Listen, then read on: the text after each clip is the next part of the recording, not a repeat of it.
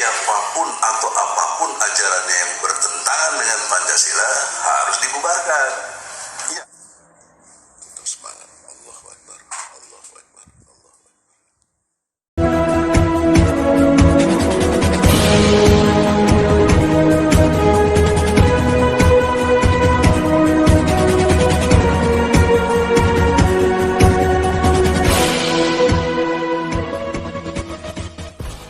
Ya, shalom teman-teman semua dimanapun kita berada pada saat ini. Kiranya kita semua tetap berada dalam keadaan sehat dan apapun yang merupakan aktivitas kita sepanjang hari ini, kiranya Tuhan Yesus memberkati kita semua.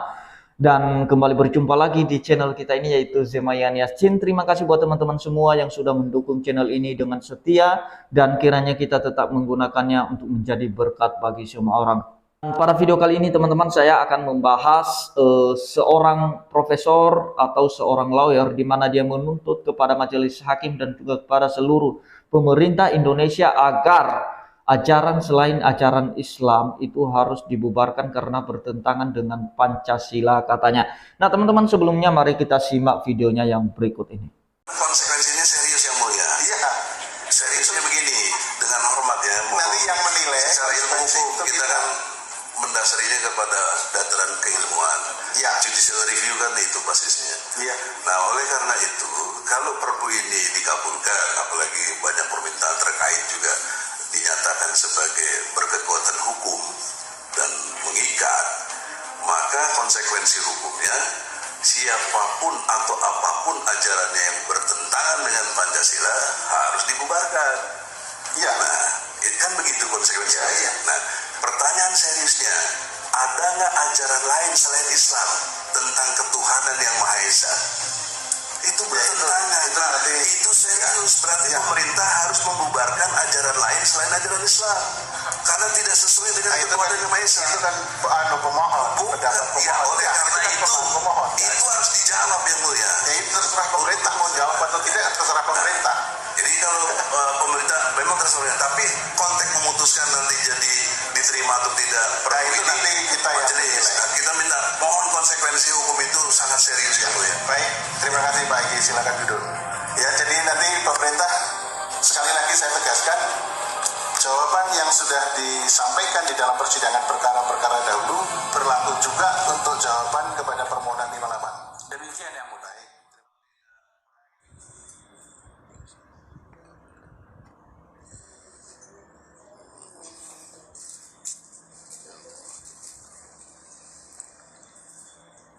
Semangat. Allahu Akbar. Allahu Akbar. Allahu Akbar.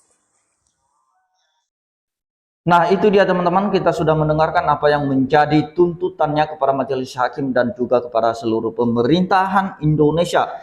Dia berkata agar ajaran yang selain ajaran Islam itu harus dibubarkan karena bertentangan dengan sila pertama, yaitu ketuhanan yang Maha Esa.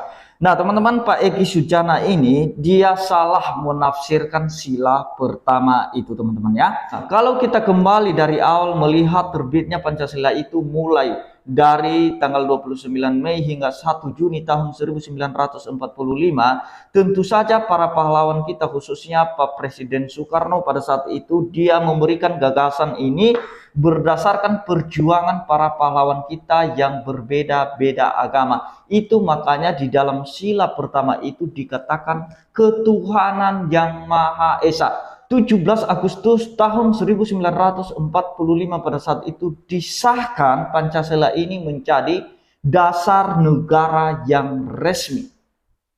Itu merupakan pilar Indonesia, dasar negara Indonesia, di mana panca yang artinya adalah 5 dan kemudian sila yang artinya dasar. Jadi 5 pilar ini yaitu memberikan kekuatan hukum kepada bangsa Indonesia supaya warga Indonesia, rakyat Indonesia memiliki ketuhanan yang Maha Esa. Dalam pengertian semua warga Indonesia itu harus bertuhan dengan baik.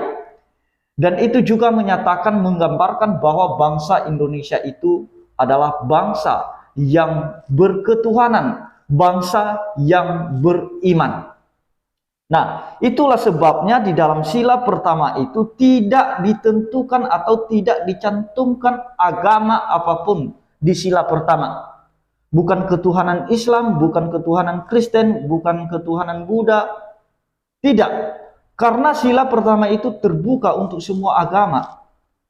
Itu makanya tidak ada dicantumkan nama agama tertentu di dalam sila pertama. Itu yang perlu diketahui oleh Pak Egy Sujana. Supaya warga Indonesia, rakyat Indonesia itu benar-benar menjadi bangsa yang beriman kepada Tuhannya sesuai dengan agama masing-masing. Karena ketika rakyat sudah bertuhan dengan baik kepada Tuhannya, maka muncullah sila kedua yang mengatakan kemanusiaan yang adil dan beradab. Jadi kalau rakyat Indonesia sudah bertuhan dan dididik sesuai dengan ajaran Tuhannya, maka mereka menjadi manusia yang adil dan beradab. Dan itu juga sesuai firman Tuhan, seperti yang dikatakan oleh firman Tuhan di dalam Ibrani 1 ayat 9, di situ dikatakan engkau mencintai keadilan dan membenci kefasikan. Sebab itu Allahmu telah mengurapi engkau dengan minyak sebagai tanda kesukaan, melebihi teman-teman sekutumu. Engkau mencintai keadilan, dan itu sesuai ajaran firman Tuhan, dan kita diajarkan oleh firman Tuhan itu untuk bisa mencintai keadilan. Kita bisa menjadi manusia yang adil dan beradab. Berdasarkan apa itu? Tentu saja berdasarkan ketuhanan kita kepada Tuhan kita sesuai agama masing-masing. Nah, itulah sebabnya juga dijelaskan dalam butir-butir Pancasila. Di dalam sila pertama ada 7 butir, di mana butir yang pertama dikatakan di sana, bangsa Indonesia menyatakan kepercayaannya dan ketakwaannya terhadap Tuhan Yang Maha Esa.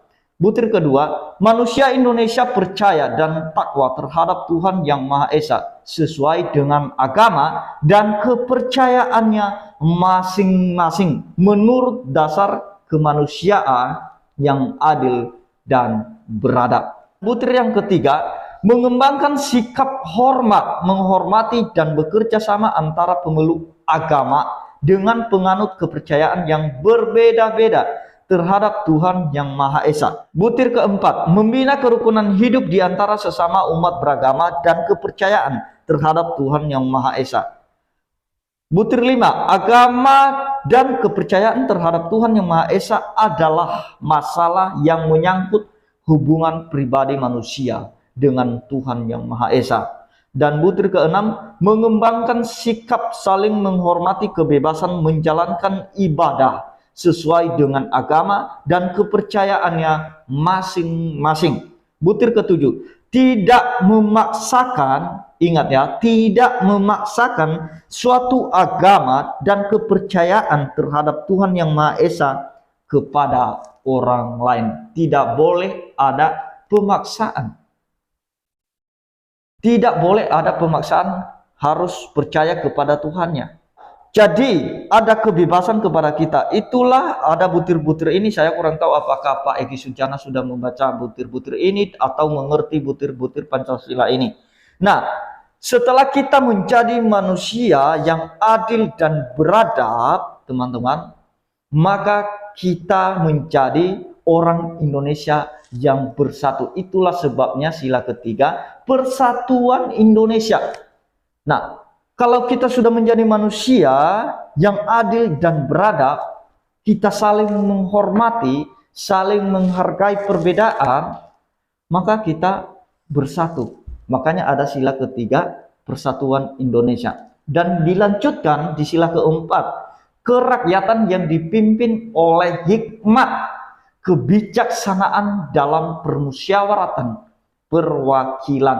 Nah, teman-teman, ketika kita sudah bertuhan dengan baik sesuai dengan agama kita masing-masing, maka seluruh rakyat Indonesia itu memiliki hikmat, kebijaksanaan dalam permusyawaratan perwakilan. Apapun musyawarah dalam masyarakat, tentu saja itu dipimpin oleh hikmat kebijaksanaan. Kenapa rakyat Indonesia memiliki hikmat kebijaksanaan ini? karena dia sudah takut akan Tuhan. Kembali kepada sila pertama, berketuhanan. Itulah sebabnya di dalam Amsal dikatakan takut akan Tuhan adalah permulaan pengetahuan. Permulaan hikmat. Harus takut akan Tuhan karena sumber hikmat, kebijakan itu adalah datangnya daripada Tuhan. Itulah sebabnya di sila pertama dicantumkan rakyat Indonesia itu harus bertuhan. Nah, itulah sebabnya tidak dicantumkan agama masing-masing, karena yang memberikan gagasan mengenai Pancasila ini, dia tahu bahwa Indonesia ini bukan hanya satu agama, bukan hanya satu suku, bukan hanya satu budaya. Makanya tidak dicantumkan agama tertentu. Dan kemudian setelah rakyat memiliki hikmat dan kebijaksanaan dalam permusyawaratan perwakilan, maka disitulah ada keadilan bagi seluruh rakyat Indonesia. Tentu saja pemerintah juga menjadi pemerintah yang takut akan Tuhan dan berketuhanan. Tentu saja mereka juga memiliki hikmat, dan juga seluruh rakyat dalam permusyawaratan apapun demi kemajuan bangsa pasti ada hikmat di situ, ada kebijaksanaan, sehingga tidak terjadi kekacauan, dan keadilan itu berlaku untuk seluruh rakyat Indonesia. Ini yang harus diketahui oleh Pak Egy Sujana. Jangan hanya ngotot mau membubarkan ajaran lain karena seolah-olah itu bertentangan dengan Pancasila. Baca dulu butir-butir Pancasilanya. Kalau memang itu bertentangan dengan ajaran agama lain, maka itu sebenarnya udah dari dulu itu dibubarkan ajaran selain ajaran Islam, karena memang tidak sesuai dengan gagasan Pancasila itu. Tetapi Pak Soekarno menyampaikan gagasan itu karena dia tahu bahwa Indonesia adalah multi agama, multikultural. Jadi itu sebabnya tidak dicantumkan agama apapun, bukan ketuhanan Kristen, ketuhanan agama lain, tetapi ketuhanan yang Maha Esa. Itu terbuka, itu melambangkan Indonesia merupakan bangsa yang beriman, merupakan bangsa yang berketuhanan. Ya tentu saja apa yang menjadi tuntutan daripada Pak Egy Sujana, mungkin ada sebagian orang yang mungkin ini terpengaruh dengan tuntutannya. Dan mereka berpikir, oh iya, selain ajaran Islam, seperti agama-agama lain, ajaran-ajaran lain, salah satunya Kristen, itu bertentangan dengan Pancasila. Seolah-olah begitu ketika dia memberikan tuntutan seperti itu, teman-teman. Padahal agama Kristen atau ajaran Kristen itu tidak pernah mengajarkan bahwa Tuhan itu banyak atau rame. Tuhan Kristen itu adalah Tuhan yang Maha Esa juga. Tetapi dia datang dalam rupa manusia. Hanya karena Egy Sujana tidak mengetahui mengenai ajaran Kristen, hanya tahu dari luar saja. Jadi dia menyimpulkan, dan kemudian itu dia jadikan alasan agar agama atau ajaran selain ajaran Islam itu harus dibubarkan. Nah, jadi itu sudah jelas gagasan yang disampaikan oleh para pahlawan kita di dalam Pancasila ini, teman-teman. Itu sudah detail, dan juga kalau dibaca butir-butirnya itu sudah jelas. Tidak ada yang salah. Itu sila pertama terbuka untuk semua agama. Karena gagasan ini didasarkan oleh perjuangan para pahlawan kita yang diperjuangkan bukan hanya oleh orang yang memiliki agama tertentu, tetapi diperjuangkan oleh para pahlawan yang berbeda-beda agama. Jadi jangan sampai salah Pak Egy Sujana untuk menafsirkan sila pertama itu. Nah, mari kita tetap jaga kesatuan bangsa kita ya, seperti di dalam sila ketiga itu, persatuan Indonesia. Kalau kita sudah menjadi orang-orang yang beriman kepada Tuhan kita sesuai dengan kepercayaan masing-masing, maka kita menjadi manusia yang adil dan beradab, dan terjadilah persatuan untuk Indonesia. Dan setelah Indonesia bersatu, maka disitulah ada hikmat dan kebijaksanaan dalam permusyawaratan, dan kemudian ada keadilan bagi seluruh rakyat Indonesia. Itu yang mau saya sampaikan, teman-teman. Biarlah kiranya Tuhan Yesus memberkati kita semua. Shalom.